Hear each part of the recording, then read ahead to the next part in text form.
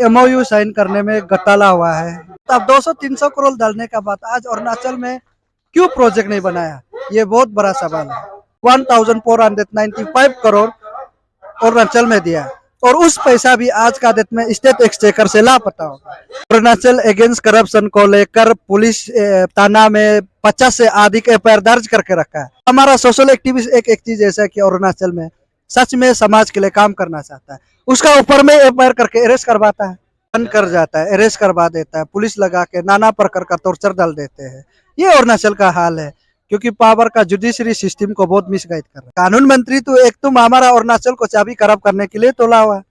अगर हमारा उधर कानून मंत्री होता है तो 2000 किलोमीटर पैदल यात्रा करना क्या जरूरी है। गांव-गांव में बहुत प्रॉब्लम है, लाइट का समस्या, कभी कभी 10 दिन सिर्फ जलता है, सारा पूरा महीना भर गायब हो जाता है। फिर महीना भर में क्या होता है, महीना भर का ही उन लोग का बिल बना के आता है। हमारा सारा देश को अरुणाचल से लाइट सप्लाई किया जाता है, अरुणाचल में ही लाइट का बहुत बड़ा समस्या है। नमस्कार, मैं हूं तस्कीन हुसैन और आप देख रहे हैं द टास्क न्यूज। और टास्क न्यूज में लगातार हम अरुणाचल में हो रहे करप्शन के खिलाफ जो आंदोलन चल रहा है, एएसी जो आंदोलन कर रही है, उसको लगातार दिखा रहे हैं। मेरे साथ बात करने के लिए अरुणाचल से ही हैं जो यहाँ के हाइड्रो प्रोजेक्ट स्कैम के साथ जुड़े हुए हैं। ये आपको बता दूं कि 1000 करोड़ से ज्यादा का ये स्कैम है और उसी से जुड़े हैं ये शख्स। इनका नाम है, सर आप अपना नाम खुद से बताइए। जी, मैं ताओ पोल हाइड्रो पावर का मैं एक अरुणाचल में संगठन हूँ, ये डैम को लेकर मैं सपोर्ट करता हूँ। आप ये बताइए किस तरह का करप्शन हुआ है वहाँ? जी, ये एमओयू साइन करने में घोटाला हुआ है। जैसे कि घोटाला उस प्रकार का किया है कि अरुणाचल में ये जितना जो भारत देश का बड़ा बड़ा कंपनी है, जैसे कि मान लो रिलायंस है, जिंदल है, सोमा है, टाटा है, के है, अंबानी, टाटा, अडानी, जी बिल्कुल, सारे बड़े लोग सब सारे के सारे अरुणाचल में सिंस फ्रॉम 2007 to 8 उस समय में उन लोग ने एमओयू लिया, हाइड्रो पावर बनाएगा बोल के। तो इसमें 2000 मेगावाट, 3000 मेगावाट, 1000 मेगावाट वो लोग साइन किया, लेकिन आज तक हमारा अरुणाचल जमीन में प्रोजेक्ट का नजर नहीं आता। मतलब 2007 की आप बात कर रहे हैं? जी हाँ, बिल्कुल। 2007 के वक्त में ही जो है इतनी बड़े लोगों की कंपनियां वहाँ आई जी, और हजारों प्रोजेक्ट का प्रोजेक्ट साइन हुआ और काम जमीन पर कुछ नहीं हुआ। कुछ नहीं हुआ, बिल्कुल कुछ नहीं हुआ। आपने देखा होगा ये अरुणाचल अगेंस्ट करप्शन ने 1400 का इसमें जिक्र किया गया है। एक इसमें 1495 करोड़ अपफ्रंट मनी वो लोग प्रोजेक्ट बनाएगा बोल के अरुणाचल में अपफ्रंट मनी दिया, लेकिन जब ये रिलायंस कंपनी जो है 300-400 से अधिक इसमें प्रोजेक्ट बनाएगा बोल के अपफ्रंट मनी पैसा दिया, लेकिन वो देने का बाद अब 200-300 करोड़ डालने का बाद आज अरुणाचल में क्यों प्रोजेक्ट नहीं बनाया, ये बहुत बड़ा सवाल है। मतलब जरा थोड़ा सा इसको साफ कीजिए तस्वीर की। ये जो हाइड्रो प्रोजेक्ट है ये 1400 करोड़ का है, ठीक है। घोटाला कितने करोड़ का हुआ इसमें? जी, मैं एक एक करके बता दूं। जी बताइए। ये कोई लोग का 10 मेगावाट का है, कोई लोग का 100 मेगावाट का, कोई लोग का 400 मेगावाट का, लोग को 500 मेगावाट है। ऐसा करके काफी सारा कंपनी जो अरुणाचल में उन लोग जो पर मेगावाट को 5 लाख करके साइन करने के लिए उन लोग सरकार जो पैसा दिया जाता है, हम प्रोजेक्ट बनाएगा बोल के अपफ्रंट मनी कहते हैं उसको, लेकिन वो देने का बाद उसका सारा टोटल मिला के कंपनी लोग का जो पैसा देने वाला टोटल मिला के 1495 करोड़ अरुणाचल में दिया और उस पैसा भी आज का डेट में स्टेट एक्सचेकर से लापता होगा। और साथ ही साथ में प्राइवेट पार्टी कंपनी भी अभी अरुणाचल में काम नहीं कर रहा। ये हम लोग का बहुत बड़ा पैसा भी गायब हो गया, कंपनी भी गायब होगा साथ ही साथ में। और ना अभी हम लोग उसको प्रेस किसी को दे सकता है, दे भी नहीं पा रहा और उन लोग भी काम नहीं कर पा रहा। इसमें बहुत बड़ा घोटाला है, इसलिए हम लोग का कहना है कि उसका ऊपर में अब सीबीआई ईडी जांच करवाए। ये हम लोग का सीधा तौर का ये सवाल है, सरकार से मांग है। तो एक तो ये हो गया कि हाइड्रो प्रोजेक्ट में जो बड़ी कंपनियां थी वो पैसा ली और गायब हो गई, उसके खिलाफ आप सीबीआई और ईडी की जांच की मांग ईडी जांच मांग कर रहा है। और फिर आरोप लग रहा है वहाँ के मुख्यमंत्री पर भी। तो मुख्यमंत्री का इसमें क्या रोल है, उनकी क्या भूमिका रही? देखो, मुख्यमंत्री का मैं क्लियरली बता दूं, उसका पिताजी ने एमओयू साइन किया। इसमें पेमा खांडू के फादर जब मुख्यमंत्री थे तब, हाँ, जब दर्जी कंदू थे। तो इसमें हम लोग का कहना है कि ये पेमा जी आपका सरकार में नेतृत्व में ये एमओयू साइन नहीं किया है, तो आप उस समय का आप जो नहीं किया है तो आप क्यों नहीं दिखा पा रहा है? या तो आप नहीं दिखा पा रहा, इन द सेंस आप जो है करप्शन है कि नहीं, जुड़ा हुआ होगा। जब नहीं जुड़ा है तो क्यों नहीं स्वाभाविक सी बात है। अभी पेमा खांडू बीजेपी से हैं, उस समय उनके फादर थे, उस समय सरकार किसकी थी? कांग्रेस थी। कांग्रेस की सरकार थी। तो बीजेपी हमेशा कांग्रेस पर हमलावर होती है। या उधर हमारा अरुणाचल में मिला जुला सरकार चलता है। आपके मिला जुला चलता है। हाँ बिल्कुल चलता है, उसमें कोई विपक्ष नहीं है। कांग्रेस बोलो, बीजेपी बोलो, आम आदमी पार्टी बोलो, और जो भी पार्टी है सब मिला जुला सरकार चलता है, क्योंकि एक दूसरे करप्शन को बचाने का चक्कर में कोई विपक्ष लोग इसमें बात नहीं करता। मतलब आप लोग के यहाँ राजनीति जो पार्टी है उनकी तस्वीर जो है वो साफ नहीं होती है, वो हावी नहीं होते हैं। वहाँ के जो जनप्रतिनिधि हैं, जो नेता होते हैं, वो हावी हो जाते हैं। जी हाँ, वो सिर्फ अपना कुर्सी में ध्यान देते हैं, पब्लिक आम जनता के लिए ध्यान नहीं देते हैं। बस अपना कुर्सी को किस तरीका से बचाना है और सीबीआई और ईडी को किस प्रकार से रुकाया जाना चाहिए, उस कुर्सी को सिर्फ इस्तेमाल करते हैं वो लोग। आप अभी स्टेज पे कह रहे थे कि पेमा खांडू की जो सरकार है वो जब बड़े से बड़े लोगों पे एफआईआर दर्ज करा लेती है, उसको शिकंजे में ले लेती है, तो हम आम लोगों का क्या होगा? तो आप क्या कहेंगे, कैसा चलता है वहाँ माहौल, किस हिसाब से चलता है सिस्टम? अरुणाचल अगेंस्ट करप्शन को लेकर पुलिस थाना में 50 से अधिक एफआईआर दर्ज करके रखा है, कोई कार्रवाई नहीं करता है। 50 आदमी जब एक केस को अगर एफआईआर मारता है तो गलत तो होगा, क्यों जांच नहीं करता है? एक एफआईआर पे भी जो है वो प्रशासन को काम करना चाहिए, और यहाँ 50 से अधिक एफआईआर है। एक से करना चाहिए, लेकिन 50 देने का बात भी आज नहीं कर रहा। तो आप कैसे बोल सकता है कि वो गुड गवर्नेंस है? बिल्कुल हम नहीं मानते, क्योंकि खुद भ्रष्टाचार है इसलिए नहीं कर पाता होगा। और हमारा सोशल एक्टिविस्ट एक चीज ऐसा है कि अरुणाचल में सच में समाज के लिए काम करना चाहता है, उसका ऊपर में एफआईआर करके अरेस्ट करवाता है। यही राजनीति है। अरेस्ट भी करवा दिया। इनको अरेस्ट करवाया, बहुत लोग को करवाया। बताइए, मीडिया को बताइए। नहीं, पीआरसी इश्यू में भी काफी लोग अरुणाचल से संगठन लोग बोला है कि चलो अरुणाचल समाज के लिए बचाना है, अरेस्ट किया गया। और जितना जो संगठन जो बंद कॉल करता है समाज के लिए करता है, सारा को सारा अनलॉफुल एक्ट में उन लोग बुक करके अरेस्ट कर देते हैं, तो अंत में जाके उसका इशू गायब हो जाता है। क्यों है कि नहीं? तो कहीं ना कहीं से मैनिपुलेट करता है, इनडायरेक्टली मैं बता रहा हूँ आपको। मतलब आप लोग के यहाँ कोई भी अगर सरकार के खिलाफ आवाज उठाता है, कोई खड़ा हो जाता है, तो उसको किसी न किसी तरीके से बंद कर जाता है, अरेस्ट करवा देता है, पुलिस लगा के नाना प्रकार का टॉर्चर डाल देते हैं। ये अरुणाचल का हाल है, क्योंकि पावर का जुडिशरी सिस्टम को बहुत मिसगाइड कर रहा है।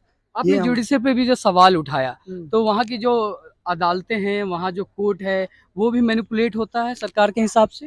सरकार चलाता है तो सरकारी मालिक है, कैसे मैनिपुलेट नहीं करेगा? सिंस फ्रॉम 2004 विधायिका और न्यायपालिका दोनों तो अलग है, फिर उसमें इंटरफेयर कैसे करते हैं वहाँ के लोग? आपको मैं क्लियर शब्द से बता रहा, सिंस फ्रॉम 2007 एंड 2004 इसमें SJRY का गपला का केस हुआ, आज तक जांच नहीं किया। क्यों नहीं कर रहा है? 2017-18 में जो केस दिया उसको जांच कर सकता है, 2004 का क्यों जांच नहीं कर सकते? तो हम कैसे हम विश्वास करें कोर्ट को, है कि नहीं? मैं देख रहा हूँ कि AAC जो है वो पूरा चार्ट लेके आई हुई है, इतने हजार का स्कैम, इतने हजार का स्कैम, इतने करोड़ का स्कैम, लगभग सारी चीजें जो है करोड़ों में स्कैम जा रही है, और वो पूरा चिट्ठा है इनके पास, सबूत भी है, फिर भी कार्रवाई नहीं हो रही। आप क्या कहेंगे? वही ये लोग हमको ऐसे समझता है कि बीजेपी सरकार जो है अरुणाचल में एक ऐसा है कि आप गूगल्स में भी आप टाइप करके देखिएगा कि भारत देश का सबसे second richest chief minister mister Pema Khandu शायद पार्टी पान देता होगा, उसका वजह से वो लोग बचाना चाहता होगा, है कि नहीं? वो हाइड्रो पावर का पैसा से राजनीति कर रहा है, थाउजेंड्स ऑफ करोड़ का लूट करके आज पार्टी को बचाने के लिए पार्टी पान देता है, तो उन लोग रखना चाहता होगा, लेकिन उसका सरकार को सारा आम जनता जो नाखुश है, यही मैं क्लियर आपको मैं बता दूं। मतलब जनता नाखुश है और पार्टी को जो है वो पैसे से ये मैनेज कर रहे हैं। मैनेज करा, पैसा से ही मैनेज करा। अगर पैसा मैनेज नहीं करता तो जांच तो कर सकता था। इसमें पेमा खांडू का बारे में भी जिक्र किया गया है बीजेपी पार्टी ने। जैसे ही सप्ताह में चीफ मिनिस्टर आया तो जिक्र क्यों गायब हो गया, है कि नहीं? जैसे वो चीफ मिनिस्टर में आया तो पूरा सारा का सारा हाइड्रो पावर इश्यू गायब, जितना करप्शन इश्यू गायब, जो PDS का गपला जो गायब। तो मैनिपुलेट करके तू गायब हो रहा है ना। अगर मैनिपुलेट नहीं करेगा तो सच्चाई में अगर कोर्ट अपना काम करेगा तो 2004 का आज तक क्यों पेंडिंग होगा? 2004 से आप सोच कर देखो, अगर उसको जांच नहीं कराता तो और कितना करप्शन करेगा। मतलब इस आंदोलन को लेकर के आपको क्या लगता है कि पूरे अरुणाचल में आक्रोश है, पूरा अरुणाचल जानता है कि उसके जो मुख्यमंत्री हैं वो भ्रष्टाचार में लिप्त हैं? ये लोग भ्रष्टाचार को अरुणाचल में वही हम मैंने बार बार कहा है कि अरुणाचल में भ्रष्टाचार बढ़ाने के लिए हमारा मंत्री लोग कर रहा है।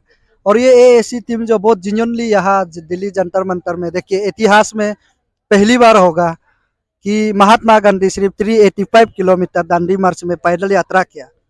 एंड हमारा अरुणाचल में एक अभी ऑल इंडिया में भी उसको गिना जाता है कि सोल दो 275 किलोमीटर पैदल यात्रा किया।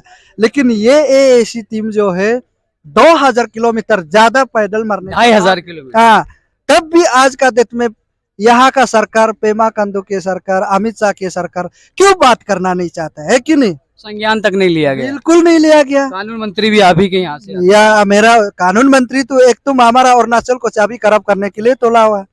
अगर हमारा उधर कानून मंत्री होता है तो 2000 किलोमीटर पैदल यात्रा करना क्या जरूरी है कि नहीं? तो मतलब आप लोग के यहाँ से कानून मंत्री आते हैं फिर भी आप लोग को कोई फायदा नहीं है उससे। बिल्कुल, और ज्यादा भ्रष्टाचार बढ़ रहा है।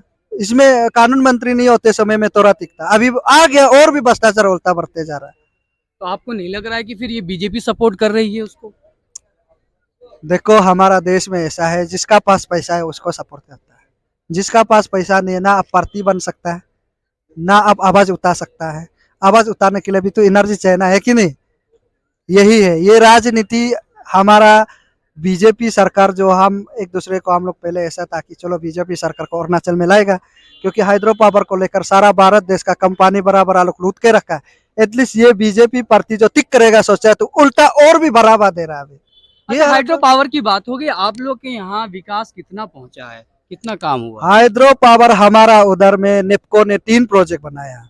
एक जो होगा 405 मेगावाट रंगा नदी याजाली में है, उसके बाद में आपका 110 मेगावाट डोईमुख में है, उसका बाद 600 मेगावाट बीचू में है।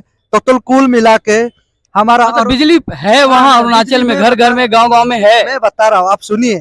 तो इसमें टोटल ऑलरेडी अरुणाचल प्रदेश में नेपको ने 1115 मेगावाट ऑलरेडी जनरेट कर दिया। और अच्छा खासा हमारा सेंट्रल को भी वो लोग रेवेन्यू नहीं दे रहा है, इकोनॉमिक के लिए दे रहा है, अच्छा बात है। तो हम लोग का कहना है कि आप 1115 मेगावाट बनाया तो हमारा अरुणाचल को सारा इलेक्ट्रिसिटी बिल फ्री करने में सिर्फ बाल की 50 मेगावाट लगता है। तो हम लोग बोला कि 50 मेगावाट हमारा अरुणाचल को दीजिए, है कि नहीं? 50 मेगावाट में 1000 में तो कितना फर्क है? तो उसको भी देने के लिए रेडी नहीं है। गांव गांव में बहुत प्रॉब्लम है, लाइट का समस्या है। कभी कभी 10 दिन सिर्फ जलता है, सारा पूरा महीना भर गायब हो जाता है। फिर महीना भर में क्या होता है, महीना भर का ही उन लोग का बिल बना के आता है। तो उसको किरण रिजिजू बात करना नहीं चाहता, तो हम कैसे विश्वास करें? और आप लोग कैसा है कि देखे, या तो हाइड्रो पावर तो यहाँ है ही नहीं। हमारा सारा देश को अरुणाचल से लाइट सप्लाई किया जाता है, अरुणाचल में ही लाइट का बहुत बड़ा समस्या है। मतलब जो प्रदेश जो है वो हाँ। पूरे देश को लाइट सप्लाई कर रही है, वो खुद देता है। अंधेरे में जी रहा है। एक चीज ये भी कहा जा रहा है कि अरुणाचल में कई ऐसी जगह हैं जहाँ मोबाइल का नेटवर्क तक नहीं होता। एक जगह सिर्फ नहीं, 80% अरुणाचल जगह जो है नेटवर्क नहीं है। 80% आप कल्पना भी नहीं कर सकेगा ऐसा देश स्टेट हमारा अरुणाचल में है। कि आप लोग अपने में क्या जुड़ेंगे, पूरी दुनिया से कटे हुए हैं फिर तो।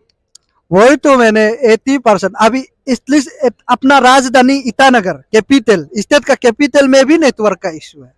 हर एक जगह राजधानी भी जो है वो पूरा खाली है। और आप एक बार आप जरूर आएगा ईटानगर, सड़क कैसे है?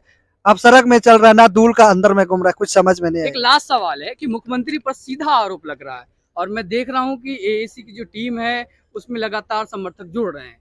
कितने % लोग हैं जो इस चीज से वाकिफ हैं, जानते हैं कि मुख्यमंत्री करप्शन में लिप्त है और उनके खिलाफ सीबीआई और ईडी की जांच होनी चाहिए? अरुणाचल जनता 80% आदमी जो चाहता है कि सीबीआई ईडी जांच करे अरुणाचल में। सच में करप्शन है अरुणाचल में, तो उसको जांच करने में ईडी और सीबीआई जांच करने में तो सबसे पहले मुख्यमंत्री का हाथ होना चाहिए। तो उसको लाने में उसको इतना देर लग रहा है, यानी कि दैट मींस इनडायरेक्टली वो करप्ट थे। तो अरुणाचल सब चाहता है। तो देखते हैं क्या होता है कि अगर ये लोग अरुणाचल अगेंस्ट करप्शन कब तक यहाँ रहता है, तो उसी तरह मैं भी कितना सपोर्ट कर सकता है। मेरा एनर्जी का हिसाब, मेरा इकोनॉमिकली का हिसाब से हम यहाँ में हम सपोर्ट करेंगे। ठीक है, तो सुना आपने, कहते हैं कि 80% जनता जो है वो मुख्यमंत्री के खिलाफ है और सीधा सीधा मुख्यमंत्री पर आरोप लगा रही है। वो भी कोई 1-2 आरोप नहीं, कई हजार करोड़ का, और पूरा डाटा है उनके पास, पूरा सबूत है उसके पास। बावजूद इसके न सीबीआई जा रही है, न ईडी जा रही है, जबकि ये लोग लगातार धरना दे रहे हैं और सिर्फ एक ही मांग है कि मुख्यमंत्री के खिलाफ सीबीआई और ईडी की जांच हो। अब देखते हैं कि सरकार का इस पे क्या रुख होता है, इनका आंदोलन आगे कहाँ जाता है। तब तक दीजिए मुझे इजाजत, हम और भी खबरों से आपको अपडेट करते रहेंगे। नमस्कार।